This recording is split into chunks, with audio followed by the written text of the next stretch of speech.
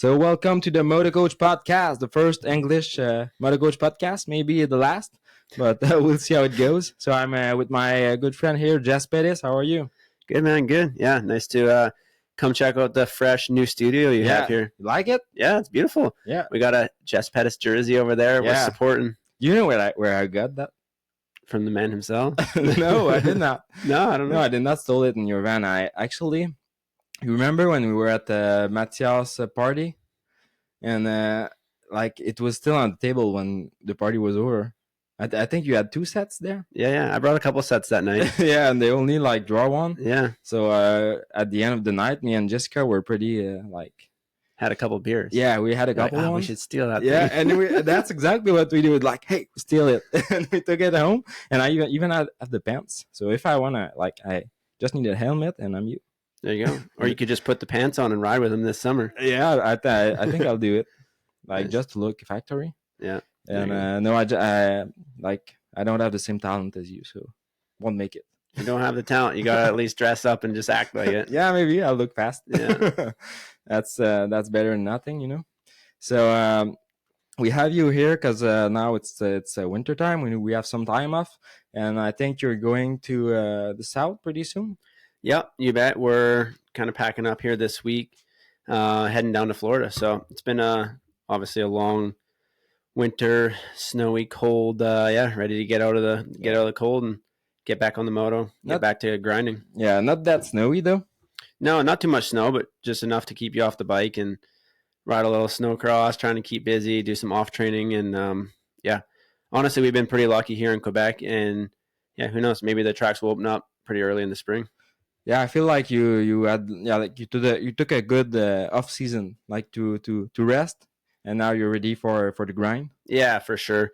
Obviously the off season here in Canada is much different than the guys in the US, and for me, I've done a lot of the Supercross, so this is one of the first years kind of where I haven't been at least prepping or trying for Supercross or that mindset of some kind. So from I guess mid-October, November, all the way till now, it's a long off season, so trying to keep the mind fresh and not go down south too early and just ride and train and then get in a rut, so always got to stay motivated and head down there and hammer down and be fully motivated for the season.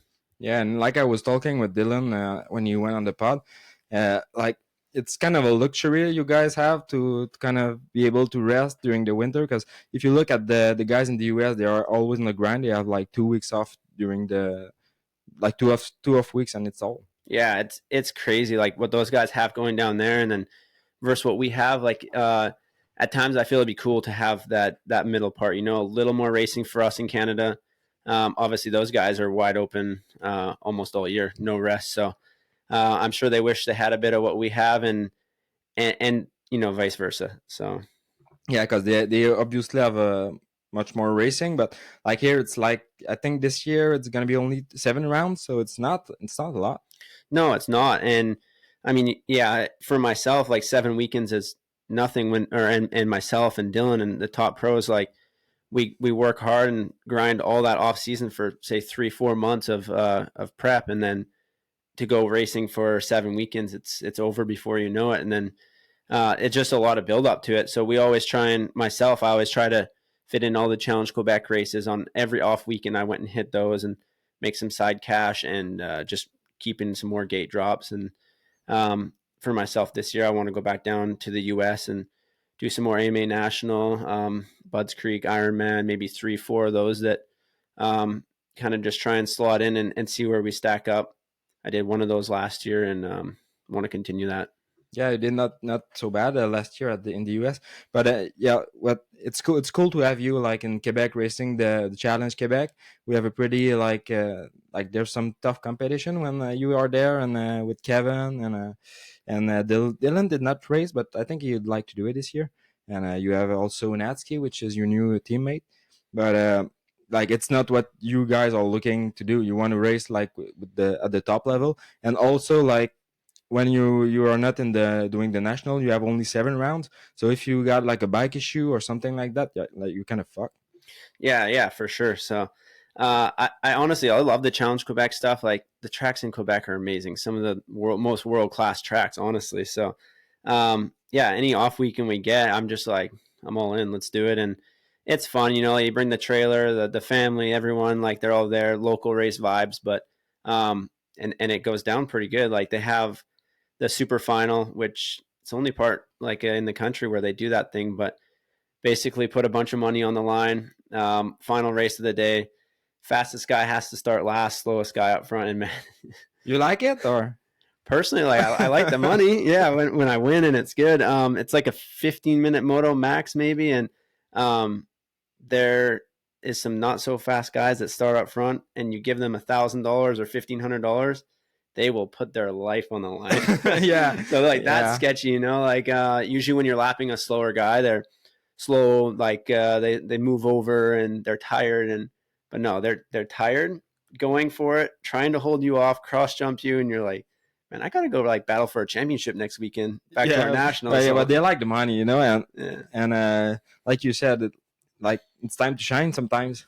yeah, When you like the slower guy, and you start up the back, so you want to showcase what you can do, but you have like you that's trying to get the money on the cash. And you said like 15 minutes moto, but I think it's like 8 or 10. It's pretty, yeah, like this summer it was pretty fast. yeah, yeah. No, it's cool though. I mean, I think it's a good thing they have going, and they get a better and better turnout, I think, every year. And now my teammate Josiah Natsky, he's going to be kind of a Quebec resident, I guess, and myself, KB, maybe if Dylan does them, and it's like Nationals 2.0. Yeah, we'll have like an Quebec nationals every weekend. Yeah. But and speaking of national, we talk about like the track we are at right now, which is essentially. Would you like a national here? Of course. Yeah, I it's one guess. of the best. I mean, I'm not biased or anything, but no, it's a lovely track. Obviously, it was back on the series back in the day, before I went pro, and I watched a lot of videos, and to be able to kind of spend the last 2-3 years here, riding it as my daily track. Thanks to you and Jessica for hooking it up. It's world class, one of the coolest tracks, and I always tell the series or people that always ask me like, man, it would be so cool. And I think if they ever have another national in Quebec, it's definitely on the top. Yeah, and I think it's like we try to have it for sure. And I spoke with the Thompson last year and this year, and like it's on their side, you know. We agreed to, and we like let's do it. But I think it's like maybe the sponsorship thing that they got going on. I don't know.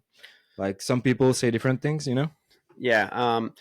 Yeah, it's obviously hard to make everyone happy. Like being an owner of a track, I'm sure you guys see that, and you know, you make the pros really happy, and you till it deep and prep it. You're gonna get a little bit muddy, and it's gonna shape up good and have ruts and be amazing. But then you're gonna have a lot of beginners and guys that struggle and they complain. You know, so it's like trying to find that fine line. Yeah, But especially here, it's always like like this. Like some people love it and some people hate it, yeah, whether it's like baked or ruddy. yeah, but you can't expect to have a pristine track, top conditions, and then stay like this throughout the whole day when it's sunny, windy, whatever. So, obviously, you guys have the farm equipment, farmers at heart, and know how to rip it and till a track, and that's what has to be done for it to remain good. So, um, yeah, I think you're never going to make everyone happy, but I have definitely rode this place on some amazing days, and I'll just go back and look at some videos or something because it just, yeah, it's dreamy. Yeah, sometimes we get some naughty ruts and we're like filming like the ruts like Oh yeah, 5 times in a row. Like, oh, that's crazy. me and Remy were out here Yeah, Tuesday afternoon, just perfect conditions. I'm like, man, I wish we could share this track with like 100 people right now. yeah, They'd be yeah. I like, wish. "Oh, yeah. Yeah, I wish. And speaking of like farmers and stuff, uh, where you come from? You once told me you lived like on a farm, and because you come from BC, now you live in Quebec. So like, what was like your life in BC? Yeah, I moved basically from one coast to the other, pretty dang far away. But um, yeah, I came from Prince George, British Columbia, way the hell out there. No one really knows where it's at. Northern BC. So yeah, I grew up kind of in the country, just riding dirt bikes, being a country kid, hunting, fishing, side by sides, just all the fun stuff. So And I think like BC, it's more like off road stuff and snowmobile, like backcountry snowmobiling. yeah. Like not much of a motocross vibes. Yeah, exactly. I kind of grew up riding during the week, and then on the weekends we would go do other stuff. I'd go hunting or go to the lake, and man, just like country stuff. Obviously, a lot of snowmobiling in the winter. We have a really lengthy winter out there, so kind of for 6 months, I would almost just go up in the mountains, ride my snowmobile, and enjoy that. And then the racing part of it was really tough, honestly. And now looking back, it's crazy that my family sacrificed so much, and just to the extent of the road trips and all this stuff that they did, and never second question it. Where I grew up was about 7 hours north of Vancouver, and we would drive 5-6 hours on a weekly basis just to go practice for a day in Kamloops, where there was a good track that provided like water systems, and we would travel down to Vancouver almost every weekend of the winter time to do the Arena Cross series, and travel all the way back Sunday afternoon so my parents could be back to work by Monday. Work Monday to Thursday, do it over like weekend after weekend, and it was normal to me. I'm just a young kid, and like obviously I appreciated it so much, That's but all you knew. that's all I knew. And now I travel like I'm like, dang, my parents like I travel all the time, like because it's nothing. I'll drive to Issoudun or Deschambault for a day of practice, come home, do the gym, and do that 2-3 times per week. But I think that's just growing up where I did, middle of nowhere, and you just make those sacrifice.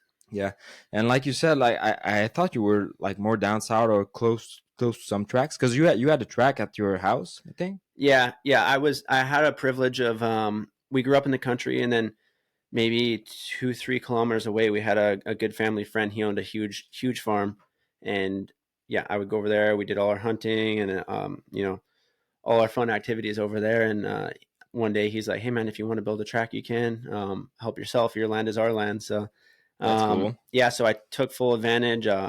Learned how to run a dozer at the age of like probably 12 or 13. Could barely touch the pedals probably. And yeah, I built myself a track. I had a full outdoor national track, supercross track, invested in a water truck. It was right by a little lake, tractor, disc, like we went all in. Obviously not the best of the best equipment, but just enough to make it happen. And yeah, kind of provided myself a good little platform to do all my training out of, and at least stay a little bit more local. But that's why I appreciate the tracks nowadays too, I feel, because You can see like all the work there is behind it. yeah, it was unbelievable. I'd be out there on a Monday night till 10:30 at night, like trying to get the water into the track so I could ride the next day. Once the sun was down, we'd hit it with water and get it all dialed. Show up the next morning at like 8 a.m., try to hit the track and do my motos before the sun. And Yeah. I show up and do my first lap, and I'm like, man, it's dust. Like I did like 8 hours of work for nothing. Yeah, kind of like what we do here when we ride. Sometimes it's like, hey, it's 8 o'clock and like the track is prime, and you came like at 1 p.m. and it's all like it's baked. Yeah, It's all unrideable. But yeah, exactly. And especially when you're working with a hard pack track, like yeah, there's a lot less room for air there. So, yeah, there's people that bitch about tracks, and like if they were to give you a hard time, I'm like, man, you guys go build and prep a track for one day, and you'll forever just pay your $20 and go ride and go home. but they all know how to do it better than us. Oh yeah, yeah, for sure. So, and what about like the snowmobiling parts? Obviously, like you're in BC, it's the place people from Quebec, they go there to ride. Like they travel Canada like for just a week back and forth just to ride those mountains and stuff.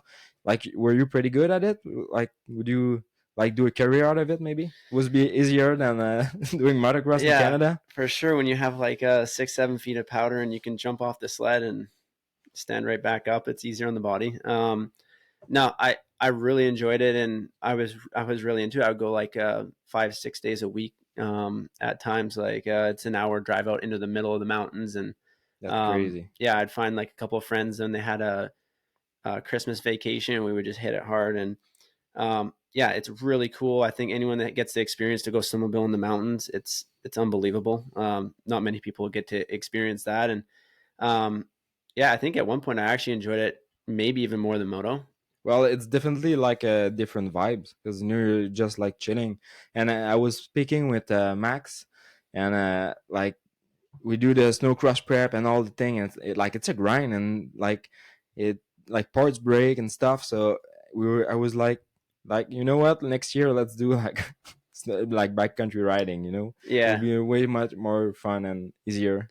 for sure. I think we have out in the Chic-Choc Mountains out here in Quebec. I haven't been, but I'd like to go check it out sometime. We'll have to put that on the schedule next year and Yeah, I ride think it. it's one of the best place in Quebec, but it's like it's in Gaspésie, so maybe quite a drive too, But when you did like 7 hour back and forth to the track when you were young, it's nothing. Yeah, just another day in life. Yeah, Yeah.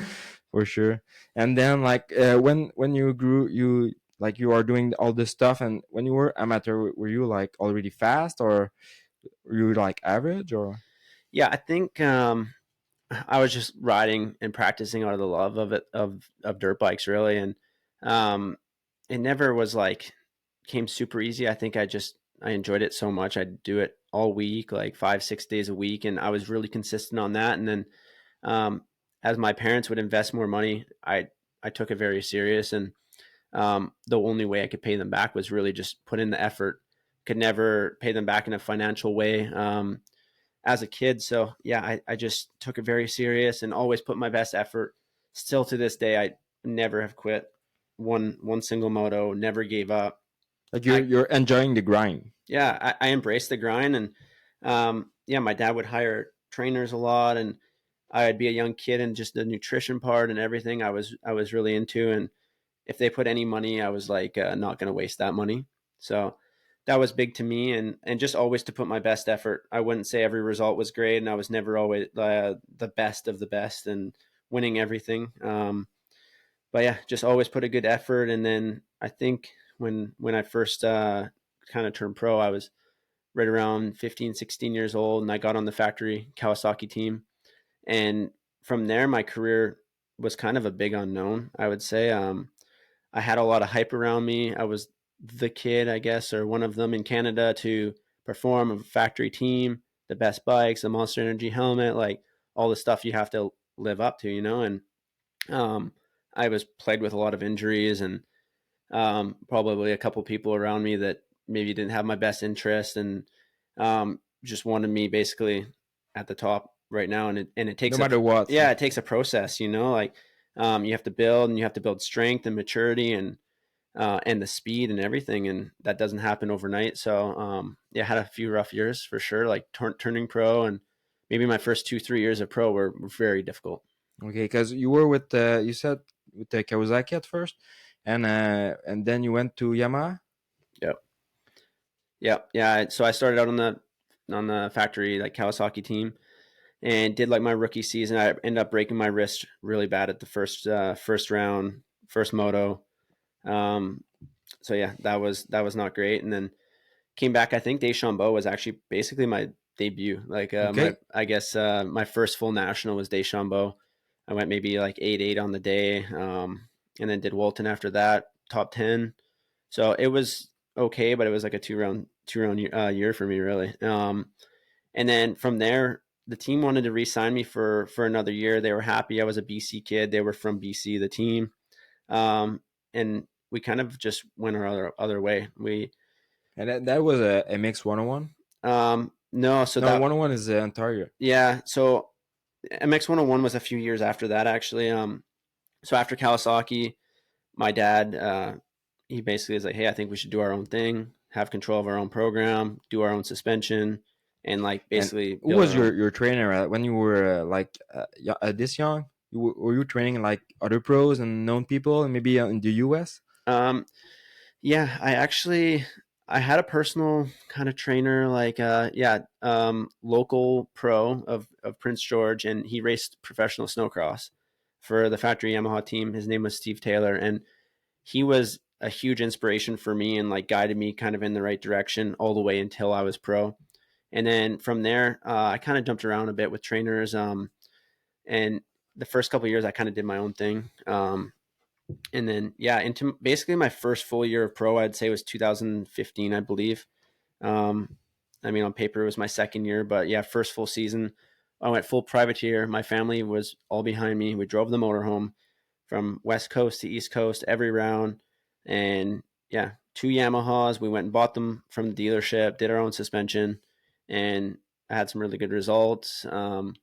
kind of put my name on the like radar, and from there MX 101 picked me up in that next off season, which was a kind of upward trend for me from there. And was it like easy for you to just to like to get up, go to the gym, and do the like the less fun work than the riding? Because you love to ride, obviously, but like all the stuff behind it, like eating, you said it, you were pretty good at that. But like going to the gym and stuff, you enjoyed it? Yeah, I always embraced it and I enjoyed it, but to a certain degree.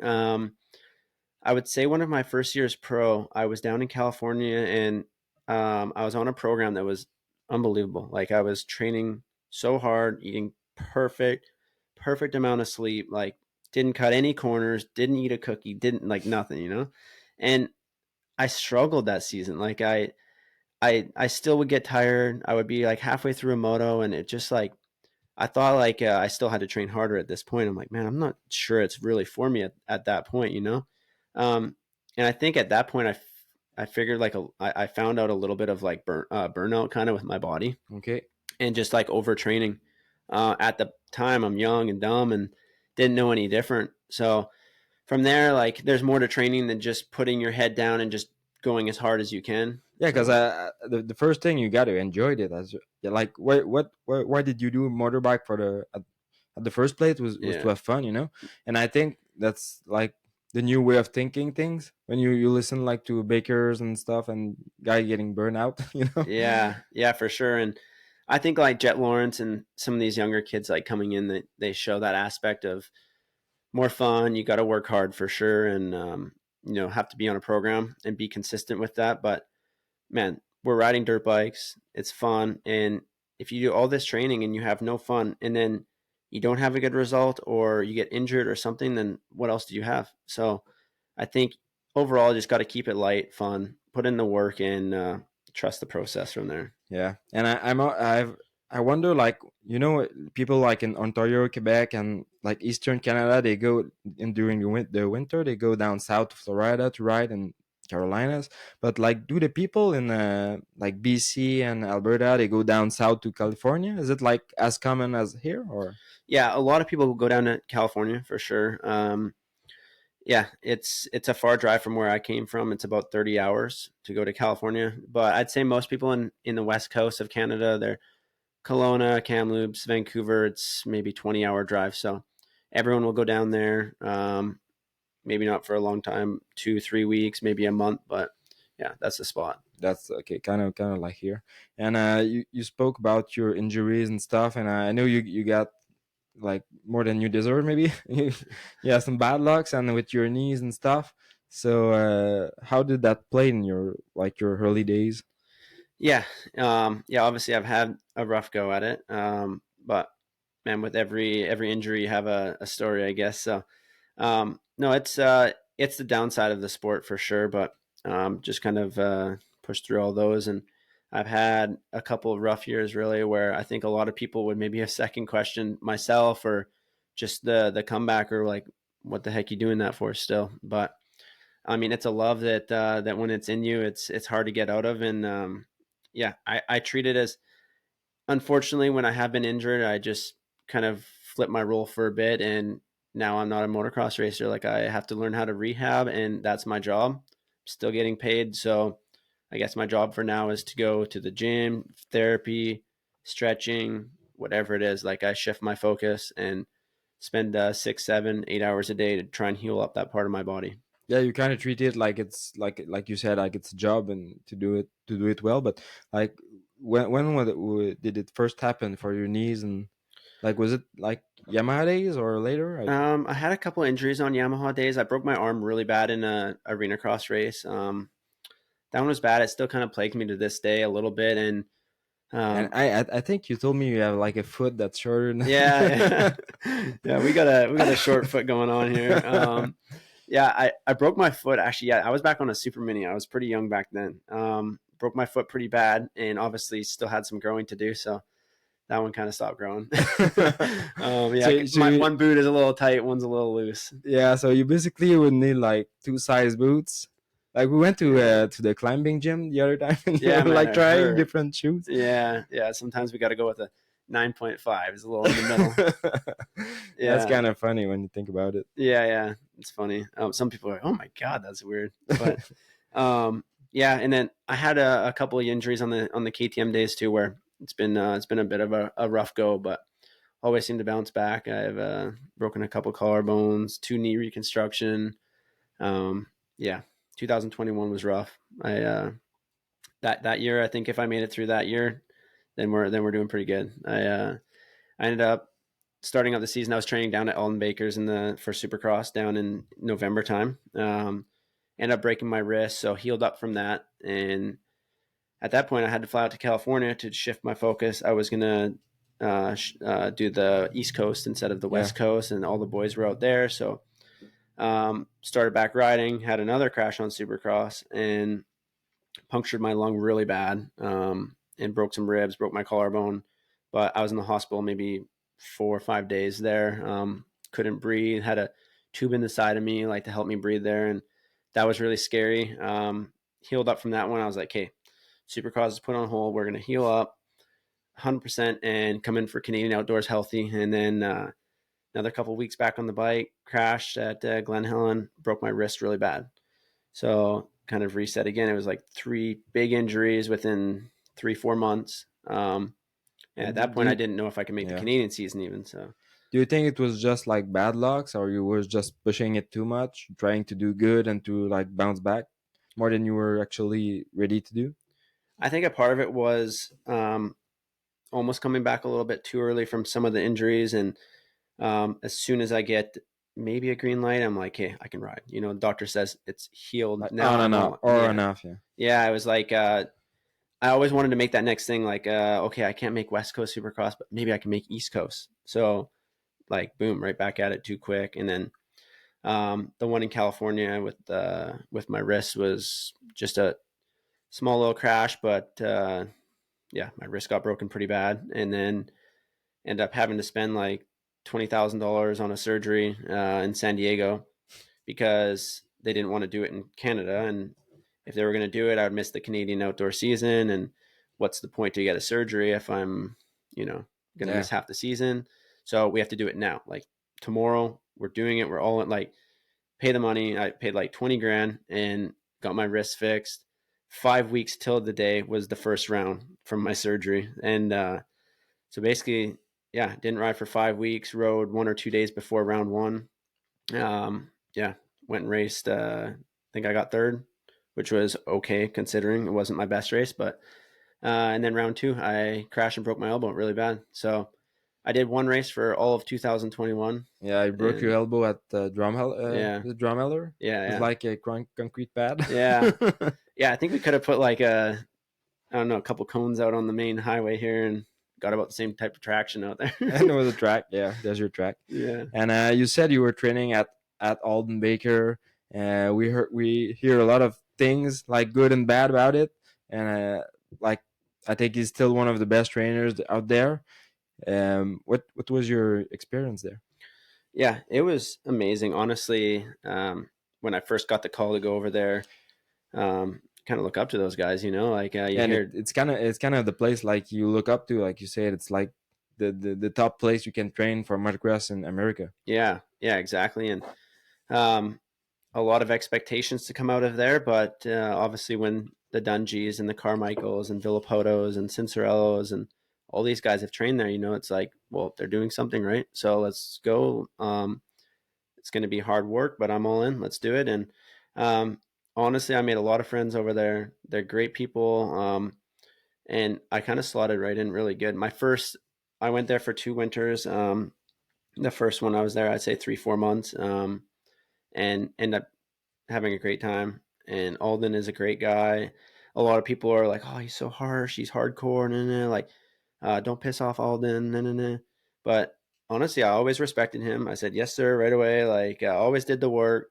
Left everything clean. I didn't want to give a reason for anyone to bitch. And we have a great relationship. And I think I'm welcome back there almost any time.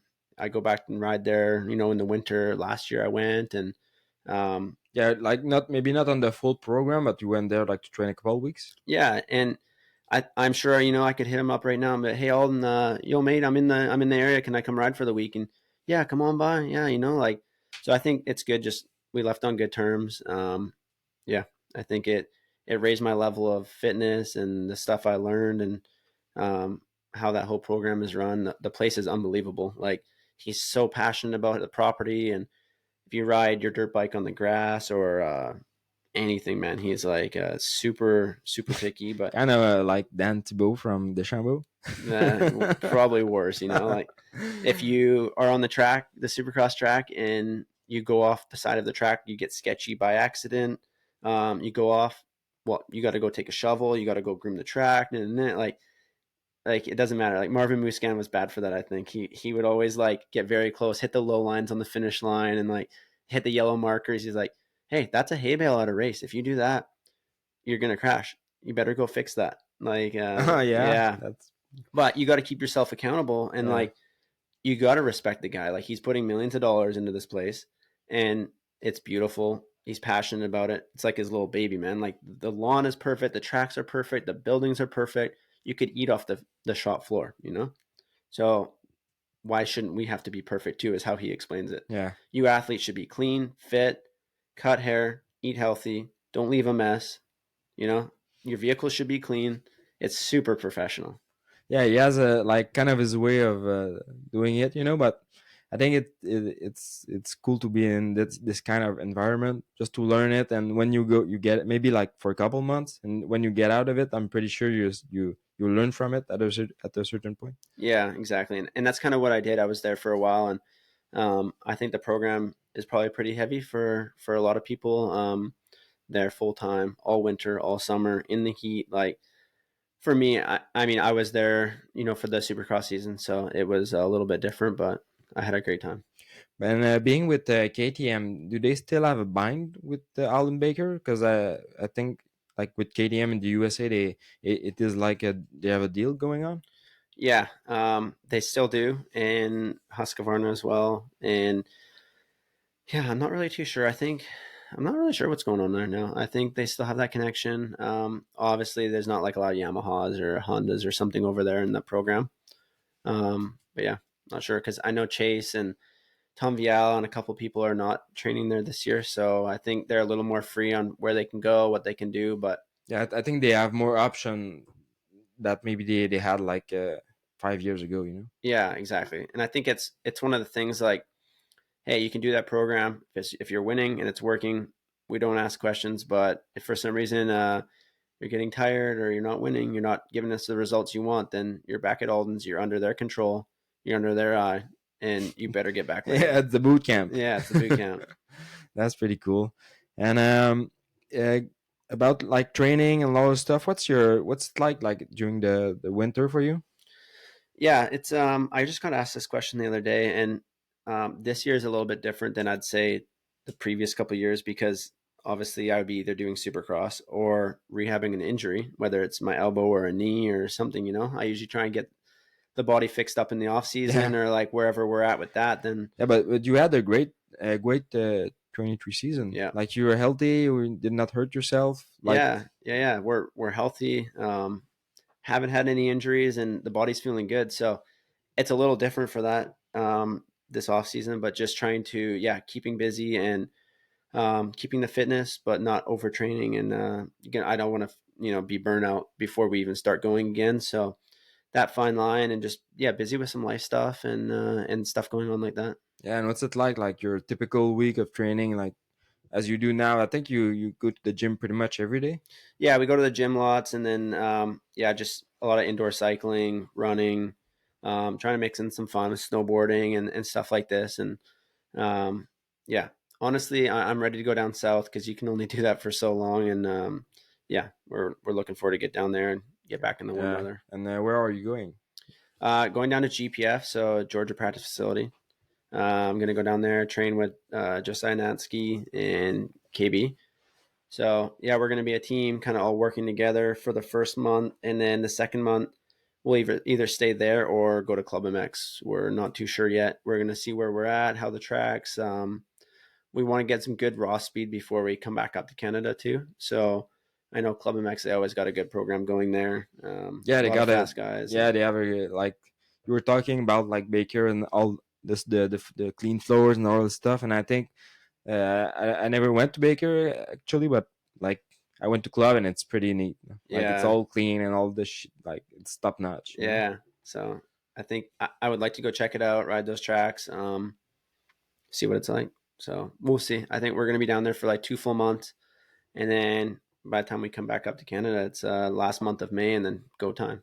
Yeah, and you'll be riding like you said with Josiah Natsky. It was your, he was doing 250 last year, but like you raced against him like at in Quebec Yeah, and stuff, and yeah, and new to the team also is Eve Brodeur. Like it's gonna be like the first woman to have a factory place like for 2020. So yeah, how you see it? yeah. No, I think it's cool.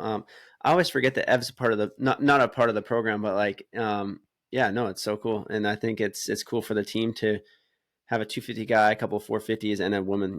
Like they hit it on all ends, and Yeah, and we had heavier last Friday, and her bike would be under the KTM tents like a legit deal, not yeah, not like just side support. So I think that's pretty cool, and like other teams should do it as well. for sure. Yeah, no, I agree. It used to be like that back in the day. I think every team, it was a requirement maybe that they had to have a woman on the team, or if not, a lot of them did. So um, I think it's great for Ev. She deserves a spot 100%. And obviously, KTM loves to have the number one on the bike. So she's been running that thing for, God, I don't know, 10 years now. Yeah, she has What she is she, has 10-time champ? 10 time champ. Yeah, 10 years straight. yeah, Probably damn not near. 10 years because I think there's like west and east stuff, Yeah.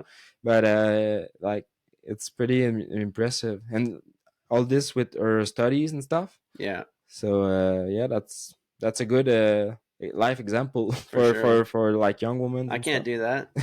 I Yeah, tried. I tried to go to French class and do some studying, and yeah, that's not so the hard. second thing we need to talk about, um Bonjour. like Comment ça va? yeah, yeah, like Dylan, like he learned the French pretty good, but he lived in Ontario, and Yeah. like he had like friends, and he always heard French speaking around him, and you did not, and you think you could like speak French as well as he do here. We'll see. I think he grew up near like kind of near Gatineau area where like a lot of French was there too. He went to French school. Yeah, he went to French school. Yeah, when he was Yeah, young. yeah. I wish I did. I went in grade 8 French, so it was only mandatory for one semester of school, and even that, my teacher was like, or my counselor, she's like, "Oh, you don't have to do this. You can like," because I was going to Texas at the time for training, and she's like, "You can drop that class and take whatever else." I'm like, I don't see myself ever needing this. Yeah, Like, you well, I did don't, not I see don't. yourself like living in Quebec a couple years later. No, no, not at all. I didn't even know where Quebec was at the time. Now here I am, full time living Yeah, Quebec, trying to you like it? understand, trying to fight some people when they get mad at me because I don't understand. Does that happen sometimes? Yeah, a couple times. Yeah, there's a girl at Canadian Tire that, yeah, I told her some bad words. She was really mean though. Yeah, she Yeah. told me. She said, in Quebec we speak French, and if you don't like it, you should leave. If you're going to be here, you need to speak our language. Yeah. And I'm like, can I just get my whatever, my tools that I was here for? What aisle can I find those in, ma'am? Yeah, that's fucked up. Yeah. And you like it here, or Oh, how it's like the difference between BC, because it's the same country, but like you said, it's pretty far away. yeah, I love it. Honestly, no, it's really enjoyable. The language is a little bit difficult for me at times, but Yeah, well, it's difficult for us. yeah, yeah, like how you guys count in French is beyond me. I can count to like 40, and that's about it. That's not But so like bad. 80 is like 40, 20, 10 Yeah, in in English it French. sounds weird. And I'm like, Yeah, beyond me. but if you do it like up to 100, I think you're good for all the Yeah, rest. yeah. As long as I can count my age, so I'm good. No, it's good. I really love Quebec. Like they have some mountains, the mountain biking, the nature, the lakes. Yeah, maybe not near here.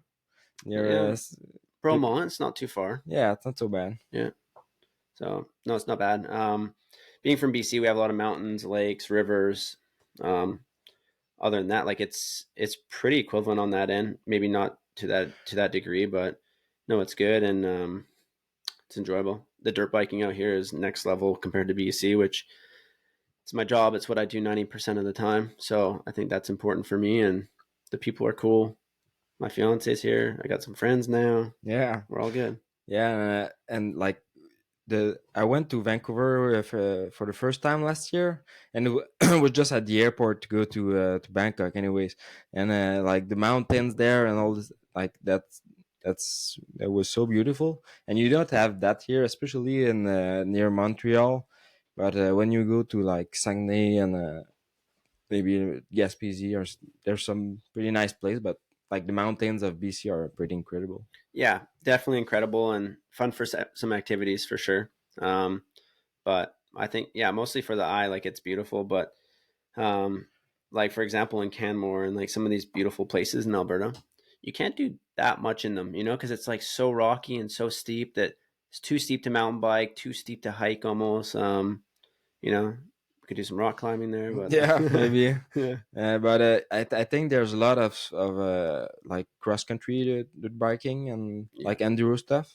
yeah. No, BC is amazing, and the off road out there is huge, and that's actually a big difference versus out in Quebec. Like, you got to drive a couple hours to go ride like a trail somewhere, and Yeah, you got to have passes, and like it's a whole thing. yeah, Even to go side by side, like there's no freedom for that. You have to register your side by side and like all that. And like where I grew up in BC, we open the garage, go and go for like 3-4 hours, endless trails, no pass, no like yeah, just because dirt trails yeah, everywhere. especially here, it's like you have to have a pass, and sometimes you need to pre-register online to go hike the mountain Yeah. because there's too many people. So that's kind of crazy when you think about it. Yeah, there's just little things like that. Yeah, exactly. Like I'll go hike the mountain and I get stopped and like, hey sir, it's $10 to hike here. And I'm like, are you kidding me? Like we're out here getting exercise, Yeah, and that's like Like, a mountain that you yeah, don't own the mountain. I don't yeah. think so. No, the government, they're making it money anywhere they can though. Yeah, yeah, for sure. And yeah, so let's take a quick break, and then I think we'll be back. 15 minutes later. And I forgot to mention at the start of the show, but I would like to thank all the sponsors. So a huge thank to, of course, Motocoach.ca for every tracks and trainers near in Quebec. And also, I'd like to thank Dspec Motorsport. He do ECU tunings, modification. He's specialized on dirt bike stuff, and he's actually a new mechanic at KTM's. Yep. New KTM mechanic. David's a cool dude. Yeah, Yeah. you He's got to smart. hang out with him a bit. Or? Yeah. Yeah. We went and rode some electric dirt bikes. Talarios. Yeah.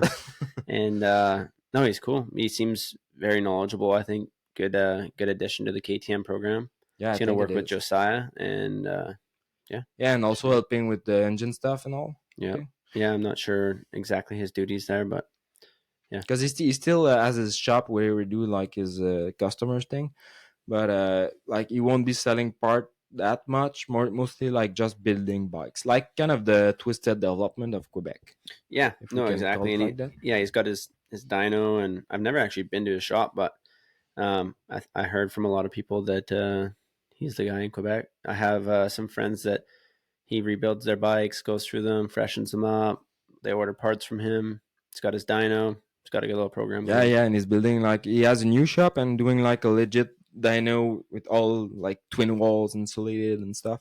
So he's building like a pretty good thing there, and getting known for the good reason as well. He was on the PRMX team last year, and now is helping with KTM here. Also, thanks to Lagabiere, with I got my Tameya here, 7% 7%. alcohol beer. So that's to help my English. I guess it's not working so good, and I'm just kidding. And also a huge thanks to Technikem. So if you know Technikem, what is it? No. It's a soap. It's like to wash the bike. Okay. So it's super strong. You gotta you mix it with water and you spray it on your bike, and it goes like a new bike. Sparkly clean. Yeah, sparkly clean. No No, nothing to do. You need Just that. rinse You it. need Yeah. that thing because I seen your bike this summer. Yeah, I'm not the best No. at keeping my shits clean. And also, huge thank to Cobra Moto Quebec. If you want some Cobra racing bikes, I'm the guy. So I showed you some cool shit in the shop. Yeah. You got some The stuff going on. Yeah, some private stuff. So no, I'm pretty happy with what's going on, and I just sold the bike to this. And I'll have a 65 go. Like I will receive a 65 soon, and a junior soon. So if anybody is looking for Cobra parts, Cobra bikes, and support for the race and stuff, you can hit me at CobraMotoQuebec.com. So we're back with Jess. So Jess, um, we were talking like supercross. You did motocross, of course, snowmobiling. What about snowcross? Yeah, I did a little bit of that too. I've never done it in my life. It's not really a West Coast thing, and I always knew in Ontario and Quebec you guys did that stuff, but I always thought it was cool. And I had the opportunity last year. Actually, I came out here. Yeah, you came out here and it was like the craziest day ever. Like the Yeah, snow was crazy. Like it was like big pow. yeah. I was that princess that's just never experienced it. Came on the best day, sled given to me to ride for the day, and um, yeah, I was a goon at the beginning. Yeah, But but you catch it pretty fast. yeah, Honestly, no, it was like, damn, I yeah. gotta get my shit together. Yeah, well, yeah. Given that though, I have rode snowmobiles my whole life, so it was a little adjustment. Moto, and then I've rode snowmobile and moto all my life, so I knew I could figure it out somehow. Yeah, for sure. Yeah, Yeah. but it's really really cool. I hit it on a really good day last year, so it wasn't icy and sketchy, so I think that helped the confidence. And then yeah, it was really cool. I was damn sore though. Yeah, that's I was just going to ask that. How did you feel the the day after? Yeah, well, my knees and everything like they held in fine because I have a bum knee like that I've had worked on twice, but um, that was fine. But man, I like yeah, it's just super bad on the back, and then just my legs, my hamstrings, like everything. Yeah, it's hard. It's hard like in a different way of motocross. Yeah, And like I like to say, it's like you can go fast on a dirt bike and be smooth, but on a snowcross you can't. yeah, and that was the biggest thing was obviously riding moto. You have to like and supercross, you have to be precise, like Yeah. hit everything perfect. And I'm riding around here and I'm trying to like double and triple things or whatever, just like perfect. And Nico, my mechanic, and you guys, you're all like, hey, just send it. Freaking hit the triple quad case, whatever, blitz that stuff, like, just You hammer. gotta pound it. Yeah, it doesn't matter. You're not gonna like break your wrist if you case that. And I'm Yeah. like, really? So that was the biggest thing for me. And then I couldn't put my shoes on for maybe 2-3 days. Like I was so sore. I don't know why or what, but no warm up, nothing. Probably didn't help. I actually went and rode snowcross again this winter. I went up to the Labelles in yeah, in Yeah, like and Mont Valin. yeah. Yeah. You ever been up there? No, I never went. Yeah, it's really cool. It's like middle of nowhere. Yeah, it's pretty far out, but like they have like snow cannons and like all Yeah, the fun stuff, and they can ride as soon as late October. yeah. I think I went up there November or early December maybe, Yeah. and right before they went for their snowcross season down in the U.S. And yeah, it was really cool. I had a sled from Emmerich. Yeah, from LRT, Legend Racing Team. Yeah, they Like, hooked me up full yeah, factory. full factory. Yeah, drove up there, and yeah, some of the best snowcross guys, I guess, in the business. So Jordan LaBelle and a couple of his teammates, yeah, they're all Yeah, ripping. did And you had the chance to ride with LeBel and see him ride a lot? And yeah, I rode with them all like in their heats and everything for the whole day. And yeah, man, I was just trying to like soak it in and learn. I was so like curious just what to do and how to do it. And I think by the end of the day, honestly, like a lot of them were pretty impressed. And they're like, dude, you better be coming back for the whole week. Like, go home. Megan's going to go back to work. You're coming back. Like, stay the week. Nah, nah, nah. And yeah, they think you could make it. yeah, they're like, hey, go get a sled. You can race the local Quebec series. You can make some money. You could maybe win it. Nah, nah, nah. And I'm like, easy, guys. Like, I'm coming here for a fun day. I'm going to like, you know, and I know how I am. Like, I'm gonna buy a sled all in. I'm gonna like it. I'll probably do pretty good, and then like that's a whole nother thing. Like money wise, like supporting myself for that, like the injury risk. I mean, I would love to do it in the future. I think it'd be cool. Like let's say like there's nobody listening. If Ski-Doo offer you like a, let's say, a $2 million deal to do a Isaac series, like would you do it? I'd do it for less than that for sure. $2 million, I'll be jumping, man. No, I think yeah, like if they came to me and they're like, "Hey, we want you, let's do it," like for 500K, I'd be like, Let's try it. yeah, let's not even try it, let's do it. Yeah. No, I think like it could be one, yeah, it could be a cool future, but yeah, I mean, it comes with that stuff too, you know, like you're in the cold, you're in Minnesota, like it's not like moto in that aspect. Yeah, that's another vibe for sure. Because like you're in the, I think it feels more like a job, you know. Yeah. Yeah, I think just living in Minnesota in the snowy winter, cold, and you're out on a race day and it's negative 30 and you're going to race and you can't feel your hands, and like they better get paid some pretty good money for Yeah, that. but they do like 3 8 minutes and they're done. Yeah, and they come out of a warm semi and they're all Yeah. warmed up. Yeah, it's not so bad. Did you see the Elias Ashul crash? I did. Yeah. Oh no, I didn't. But I seen he was like really messed up. No. Yeah. Yeah, I have the, yeah, like he's getting pretty good. I saw some video as he's in the hospital and like in a chair and stuff. But like for the crash he had, fucking lucky. Really. Yeah, and Yeah. I have it on my phone, but it's pretty hard to find Yeah. because they put it out from every platform, I think. But I'll show you that after the show. Yeah. Yeah. You'll have to show me because no, I came across. Obviously, I like follow like what the Labelles do and Emmerich and a few of those guys. So I seen there like, hey man, like get well, and like, I know he's gnarly. He's one of the best. So I clicked on his Insta and I seen like, holy crap, like Yeah, he 'cause- he freaking did himself. yeah. What pretty happened? dirty. Like it's with Francis Pelletier, which is a guy from Quebec, and it's like none of their fault to either guy. But basically, like I think he hit a ice block or something, and he just literally put his sled under Francis while they were jumping on the ropes, and he got the track right in the back, like No the way.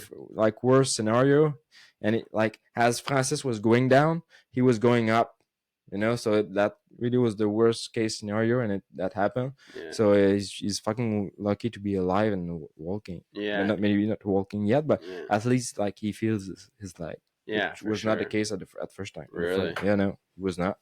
Yeah, that's scary. It's Yeah. always like your worst case fear, you know, and those tracks too. They have like spikes on them, right?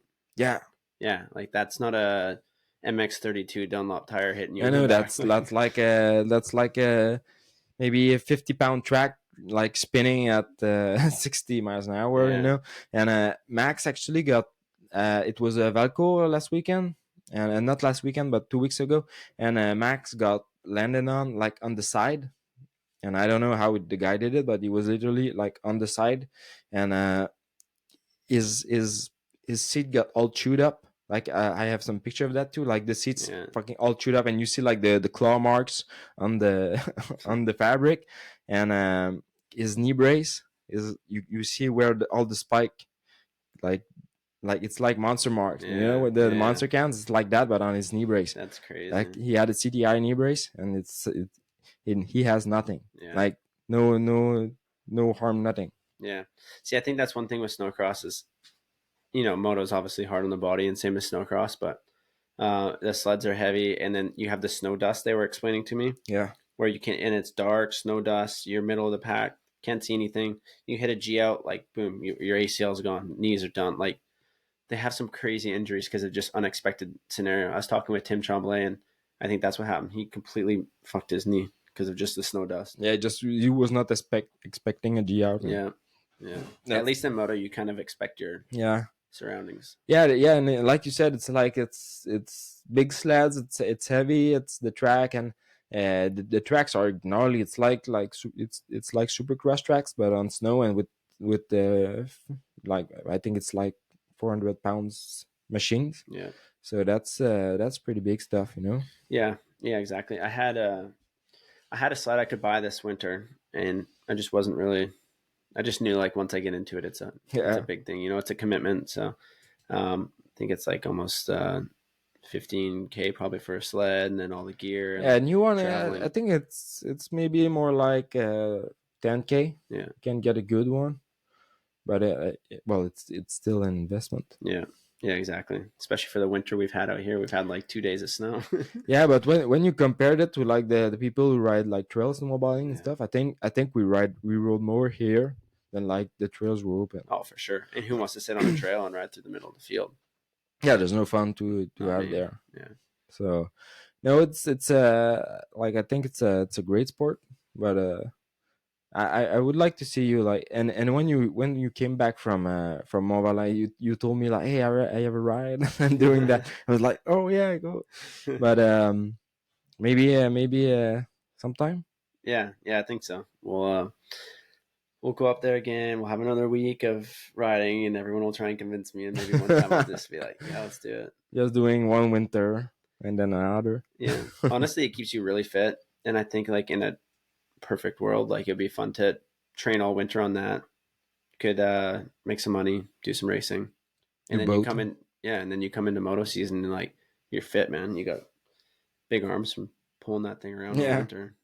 Yeah, and it's big fun, and like the SCMX series here is really nice. You know, it's a nice series, and like payouts are okay. You know, Yeah, so and I'm doing it this year with Max, and yeah, so far so good.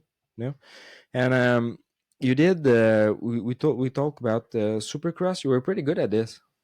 yeah, not bad. Yeah, Okay. do you miss it when you watch it on the TV and stuff? Yeah, yeah, it was a cool part, and I think I'd like to do that again too. Yeah, we'll see. Like I did it back in my first Supercross was 2018. I did a couple as a privateer on a Yamaha, and then 2019 I had a pretty good go. I had a couple top tens, made every main event. I think my worst result was maybe an 11th or something in the main event. And you were doing 250 250 West East West Coast. Coast. Yeah. Got a fifth in San Diego, which was cool.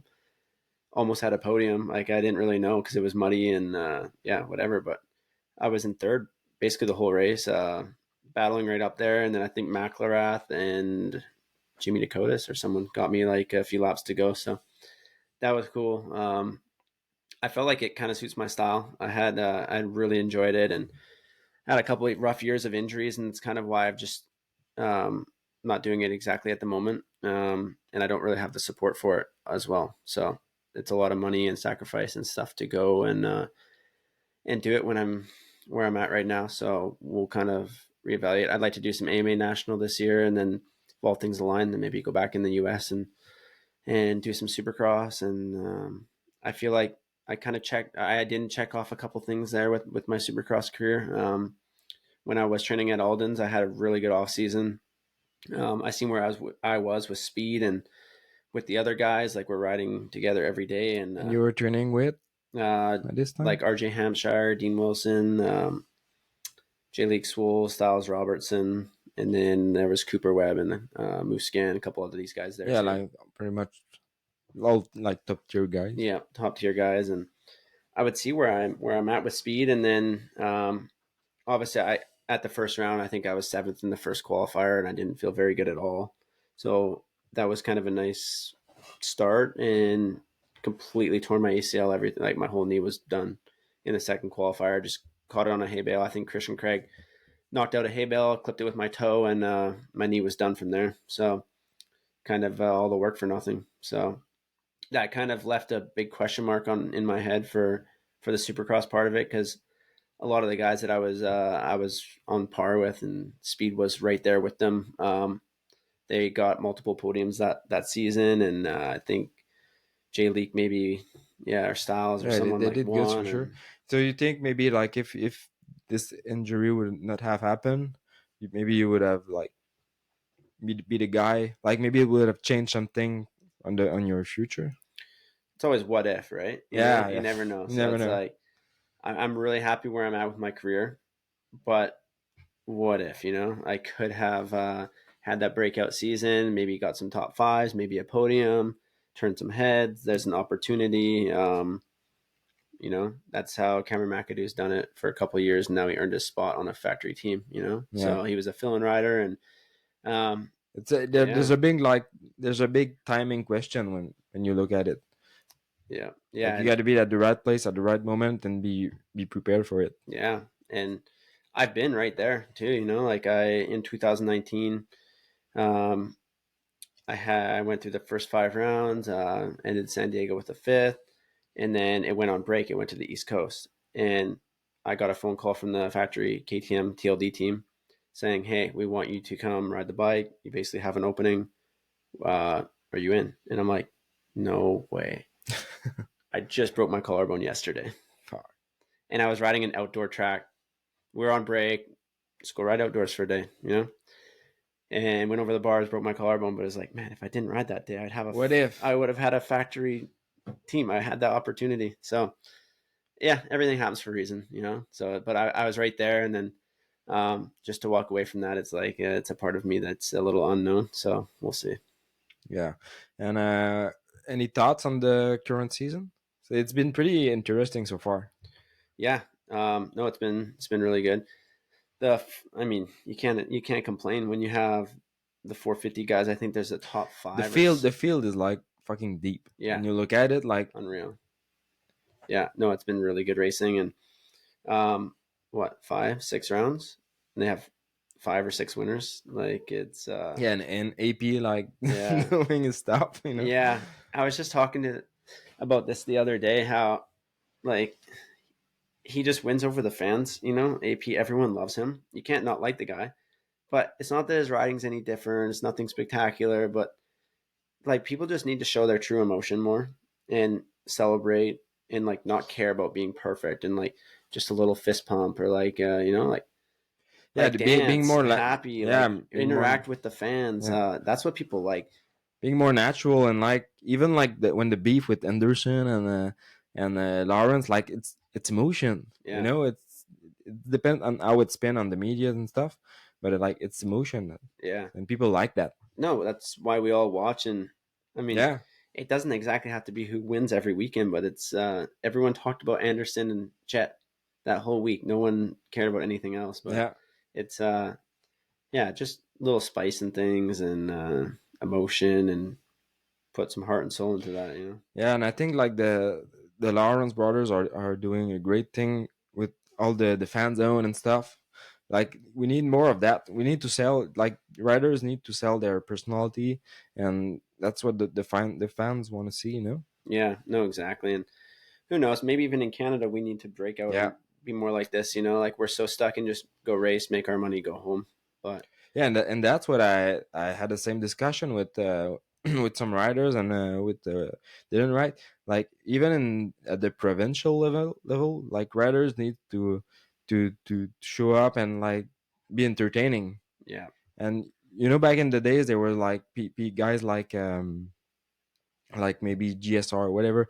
They were going to a race and they were like calling the medias and stuff, hey, I'm going to race there and there, and like just to hype it up. Yeah, hype it up, and it was working. Yeah, no, and I think we should be doing the same. Like I don't know, even at a local like Challenge Quebec race or our Triple Crown series, like we should have press conferences. We should have like interaction with the fans, certain fan zone. I don't know, like maybe us riders need to be selling more merchandise or like doing videos or more media stuff hype around it somehow. And that's kind of what I tried to do with Motocoach, and I start doing that with the snowcross. And I bring my camera and I go to race and I interview some riders, just to like nothing big. I just film there and present yourself and how your season's been so far and stuff, and your sponsors, and like people are loving it, like in TikTok and stuff. Like the videos are super good, and it's like it's easy to do and it's working. Brother, you're TikTok famous. I see it all over TikTok. I don't even go on TikTok.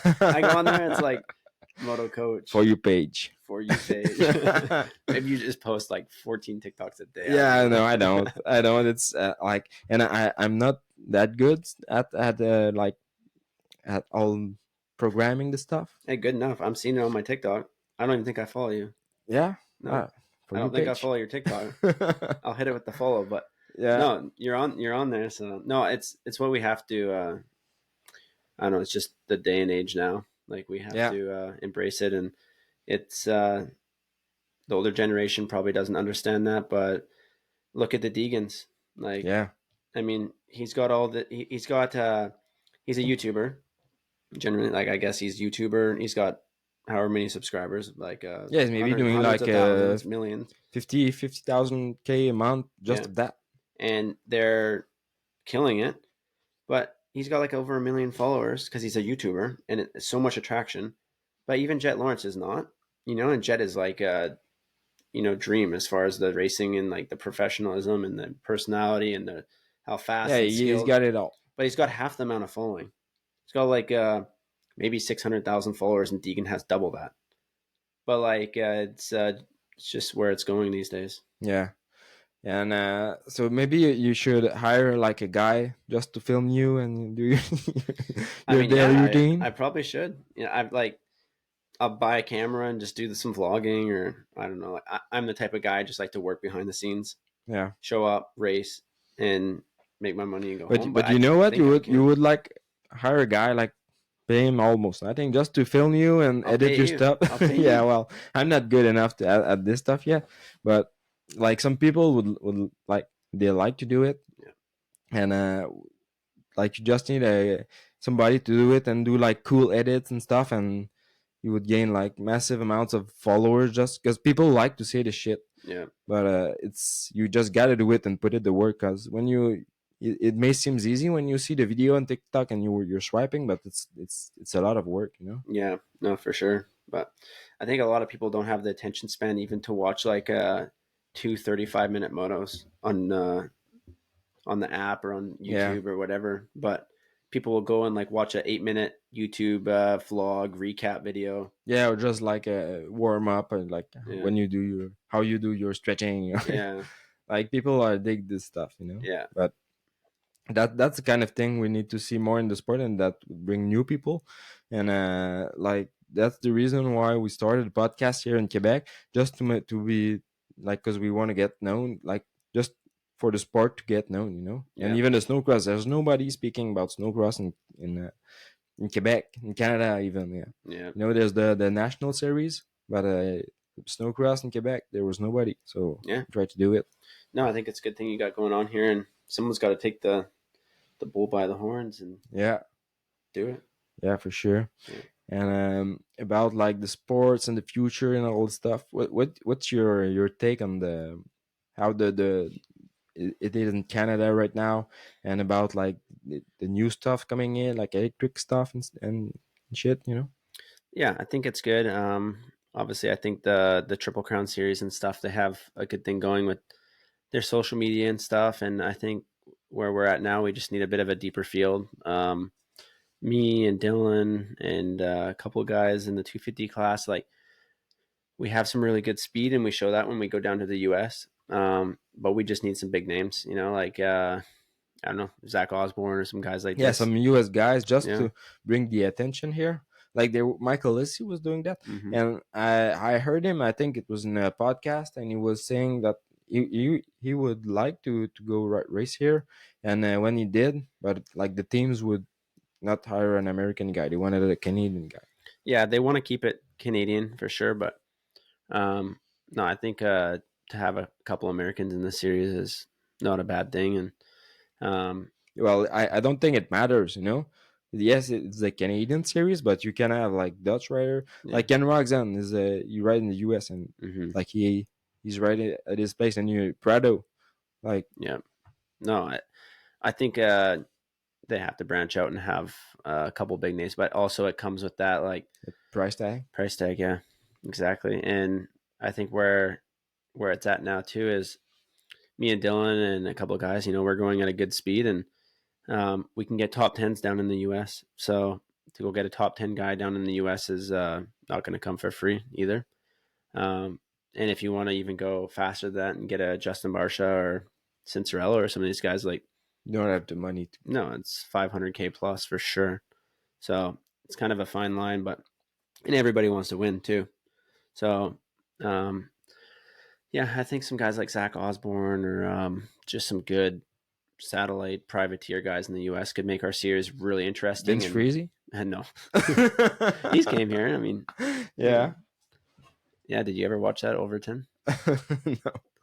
You should watch Overton 2015. Was it the time the shot with Kevin? Yeah, yeah. I think some French fans were throwing rocks at him. He was coming over the top jump. There's like a hip, and he just getting boulders thrown at him. But yeah, he also KB's brother, Carol Benoit, I think, completely was getting lapped and just wide open, cleaned them out. I think Carol was rad. Yeah, I think KB's brother was not allowed to race again or something. Like he didn't care. He works at a car dealership, and I don't think he was planning on racing this whole series. But yeah, no, he did it for the big brother, for the back, little brother. Yeah. No, I think that would help our series grow, just getting like outside attention. Because it was cool when there was a Britain. No, Millsap. Millsap was there at some point. Yeah, and then everyone tunes in. Everyone watches. Oh, that's the series Davey Millsap's racing, or Zach Osborne, or whoever. And oh my God, they beat him that weekend. They must be fast. They must be, like, have their stuff together. Yeah, and it's often overlooked. Like I think the Americans look at Canada like not much, you know. Yeah, no, for sure. Yeah, so I think that would be good. And then, yeah, just not sure.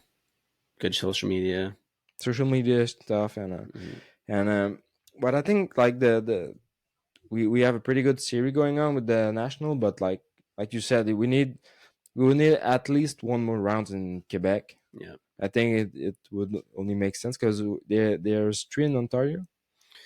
Yeah, and I mean Ontario is kind of always where it's been at for Canadian Moto. It's been the heart of it, and most races have been there, but which is okay. But I think we need one in BC too, which there's not one this year. And then Quebec has so many good tracks to offer too. Why not have? I think honestly, to make our series grow, we definitely need a 10-round series of straight outdoor motocross. Make it legit, good names, bigger budget for it, and yeah, maybe a couple more races in Quebec. Saint Julie is good. Issoudun's good. Deschambault's like obviously a good one. Yeah, of course.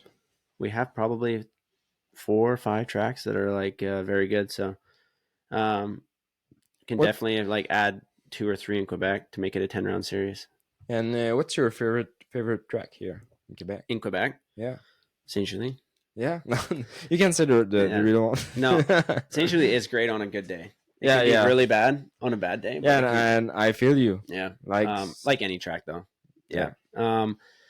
Issoudun's really cool. I really gel with that place, and it's like where I go practice a lot of the time, and unfortunately it's like almost a 2-hour drive for me, but it's always worth it every time. I don't know if I've showed up and been very disappointed a lot. Yeah, the dirt can be good there. Mm-hmm. Yeah, they've been doing a lot of work there. And honestly, a lot of the tracks have been making. Junction is a lot of fun. Yeah, Trink's good. It's even further, I think. Though. Yeah, it's like 3 hours. Yeah, it's far, and then. But I like you say, you've never been disappointed. No. Like I never went to Tring and like it's always worth the ride. Yeah, no, exactly. Yeah, I don't know. Tring is really good. I've only been there a couple times, I'd say, but the one thing. Did you try Max Bike? Yeah. Yeah, it was awesome. Yeah, you went Max Bike. Yeah, and it's often overlooked because it's like a small track and like no sprinklers and stuff. But when on a rain day, it's like crazy. Yeah. Bro, I had such a weird feeling when I went there. Yeah. I pulled in and it's like a full rave, like rave music, like people are dancing. I'm like, oh my God, like this is no track I've ever seen like this. But the track was good. Yeah, it was a bunch of like super sketchy beginners that have probably never rode a track before. But it was cool. It's like kind of a short lap time, but it didn't really affect like it.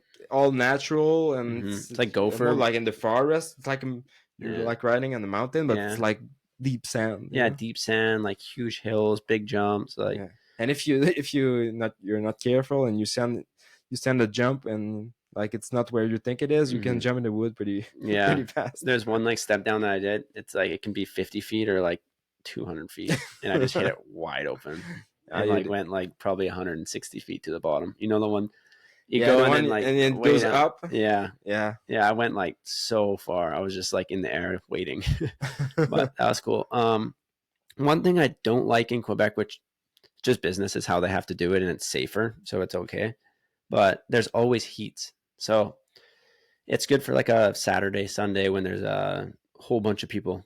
But on a Tuesday when there's not so many people, and then they have heats, and then we can only, or like a Tuesday night, we go Yeah. ride and can only do 15-minute heats, and then three ride, like we can ride three Yeah. motos, and then we have to go home. And it's like, man, to drive all the way there, the track is good, it's so worth it. It gets rough ruts, but it's like Yeah. 45 minutes of riding. And for us pros, like I've talked with Dylan too about that, and you're almost better to go to a track where you can do your own thing. You do your warm up 235s and go home, and you're there for like 2.5 3 hours. You're not there for like 4 hours to do like 45 minutes of riding.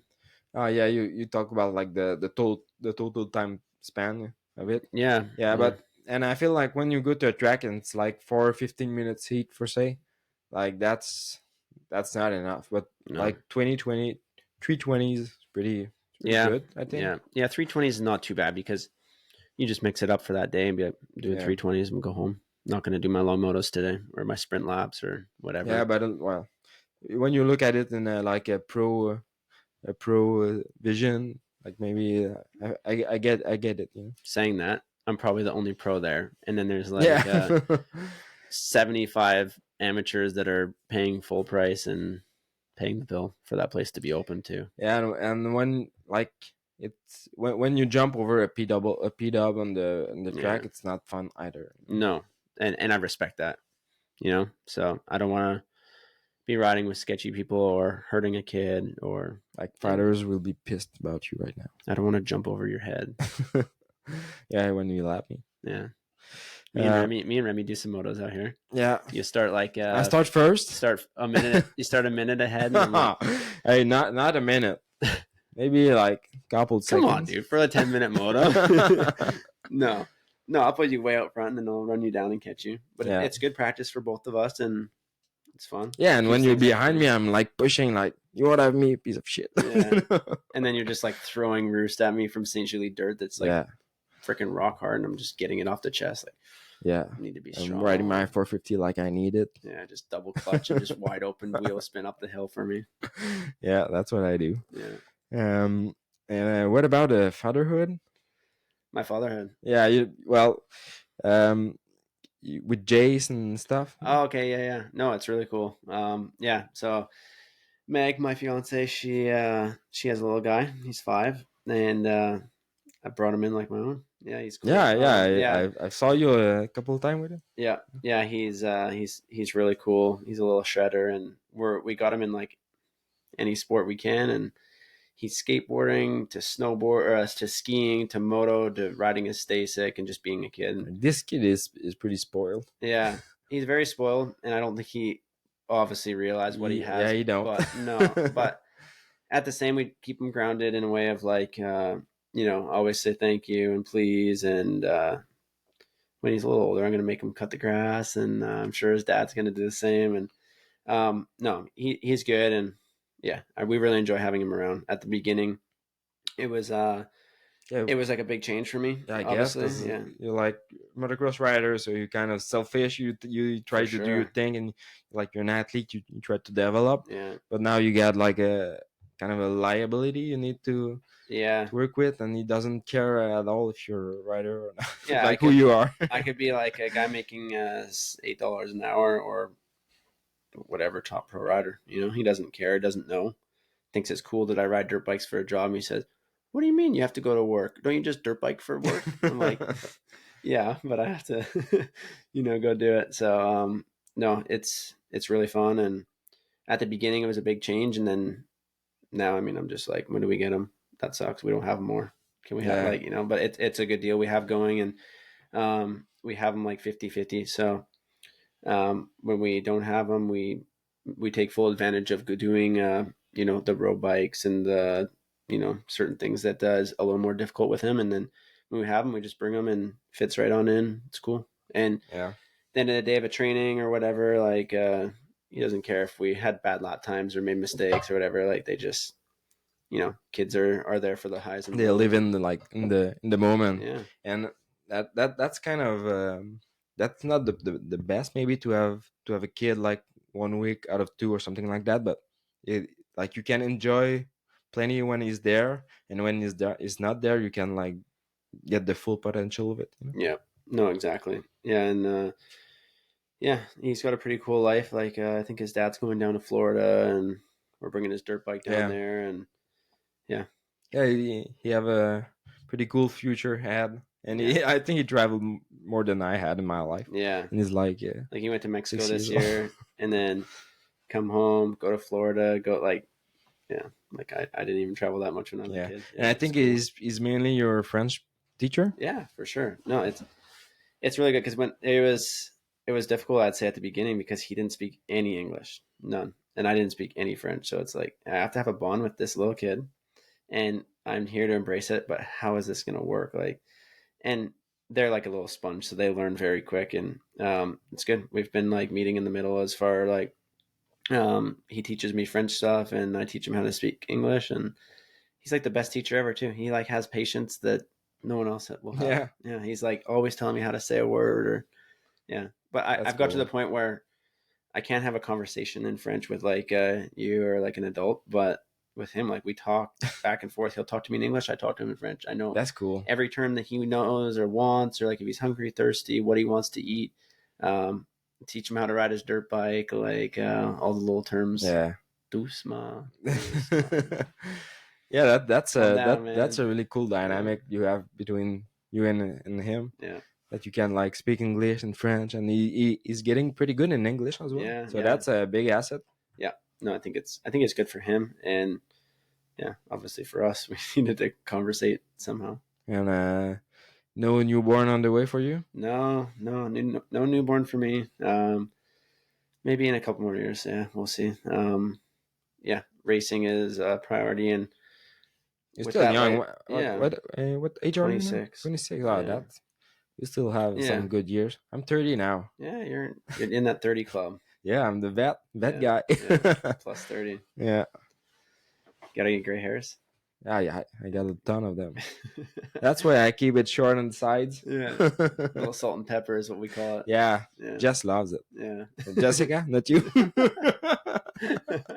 Other Jessica. Yeah, Jessica loves it. Yeah, there you go. So any plans of retirement? Speaking of white No, hairs, no, not so far. Honestly, like enjoying it, and I love the lifestyle, and yeah, we'll see. I think when that time comes, you kind of know. And for now, yeah, definitely not. I'm enjoying the process. I like the grind. Um, yeah, I truly love the training, like the mountain biking, the road bike, the run. Like I don't feel it as a job, So it's good. Obviously, it has its highs and lows, and when you're bummed out and you're hurt, and it's not great, but it is what it is. So I'm always looking to what I can do next, and think. but Yeah. like, did you do you have like things you'd like to do after motos, like maybe car painting, or I don't know. Yeah, I mean, I have a few ideas, but yeah, we'll kind of see. Like, I've always wanted to stay within the industry and maybe have Yeah. a bit of a facility, or take my knowledge that I've learned with fitness and bike setup and training and coaching and all this stuff, and maybe apply it somewhere and have a property and yeah, something along these Yeah, you lines. know what would be cool? Like to do a training facility here in Saint Julie with like electric dirt bikes. There we go. Now we're talking. We have a supercross track We have a with business lights.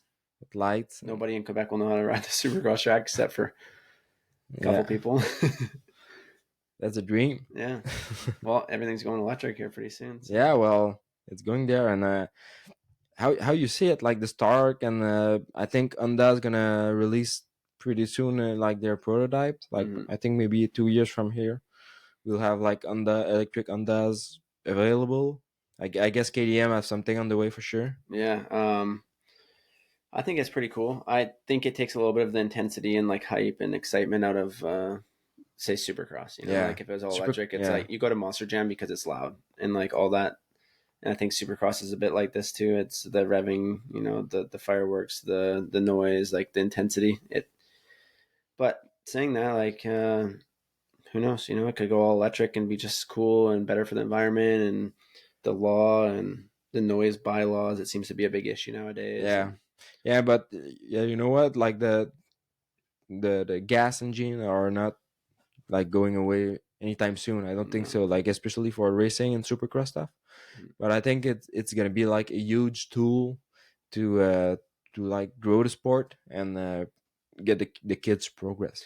For sure. And like you think in an aspect of um for us, you know, we have like a nice house with a garage and all the stuff to like supply for vans and way to get to the track, and you know, we have somewhere where we can store our fuel. And but what about all these people that are limited to dirt biking because the tracks are out in the farmlands and they don't have their vehicles to get Yeah, there, and then also they have an they apartment. don't have a shop or Yeah, a like garage. Yeah, I don't know, you have an electric dirt bike, you freaking have no oil, no yeah, you grease, can just no throw it gas. on the side in your grand caravan and Yeah, it's all done. You know.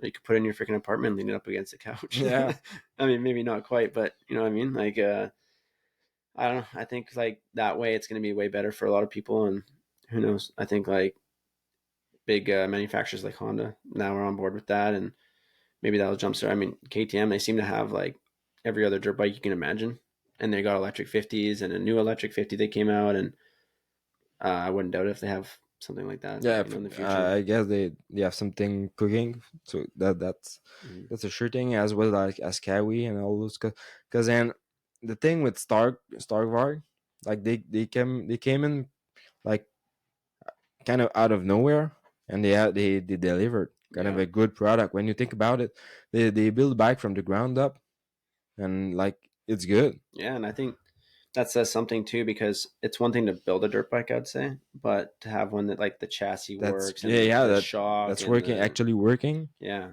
and not just a piece of crap that's going to break or like react really bad, because nobody wants to ride a bike on a supercross track and hit 4 foot whoops that a bike does not feel good in.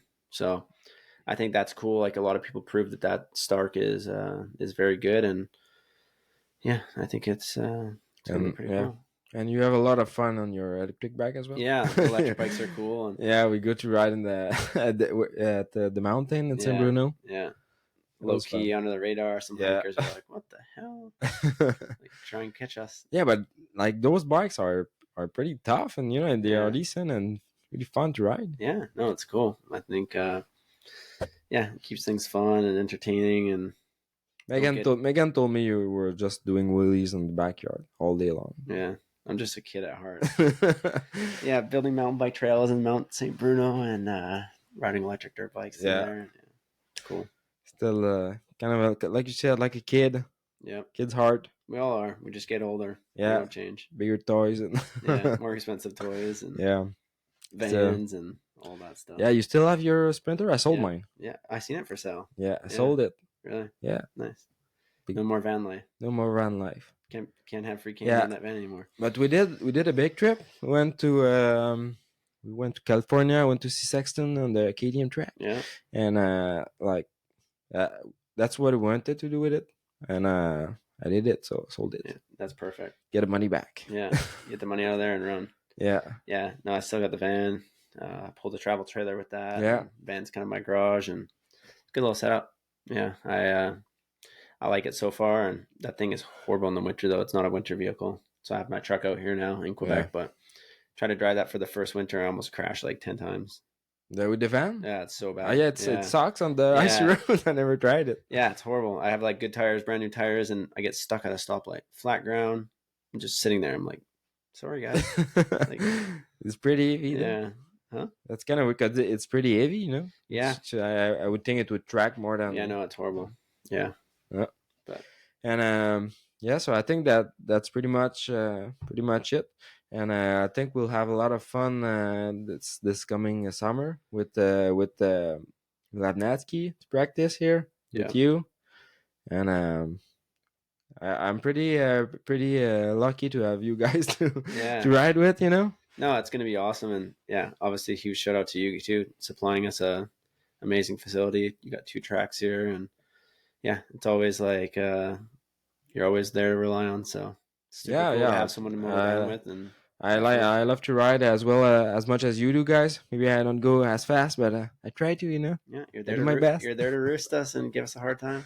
Yeah, so I'm pretty happy with what we just did. So thanks to Jess for being there, and thanks to Dspec Motorsport, Motocoach.ca, and Technikem, Cobra into Quebec, and Lagabiere for keeping me busy. So Keeping the thanks, buzz on. keeping the buzz on, Yeah. keeping my English tight. So thanks, huge thanks, Jess, for coming in, and see you soon. Sweet. Thanks for having me on. Bye. Adios. We did it.